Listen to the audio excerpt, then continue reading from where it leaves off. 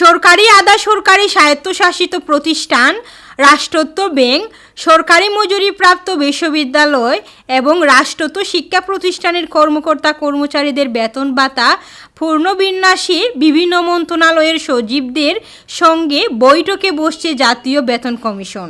আগামী সোমবার 24 নভেম্বর সচিবালয়ে এ বৈঠক অনুষ্ঠিত হবে। জাতীয় বেতন কমিশনের সভাপতি জাকির আহমেদ খান এতে সভাপতিত্ব করবেন। পে কমিশনের পক্ষ থেকে পাঠানো এক বার্তায় এ তথ্য জানানো হয়েছে।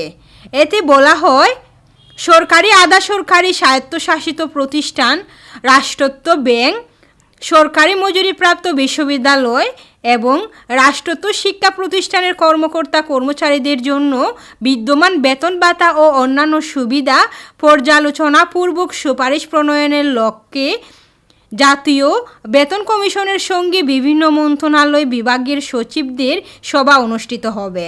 এর আগে 1 থেকে 15 অক্টোবর সাধারণ নাগরিক, সরকারি চাকরিজীবী, স্বায়ত্তশাসিত প্রতিষ্ঠান সহ সরকারি প্রতিষ্ঠান এবং অ্যাসোসিয়েশন বা সমিতি এই 4 শ্রেণীতে প্রশ্নমালার মাধ্যমে কমিশন অনলাইনে সর্বসাধারণের মতামত সংগ্রহ করেছে।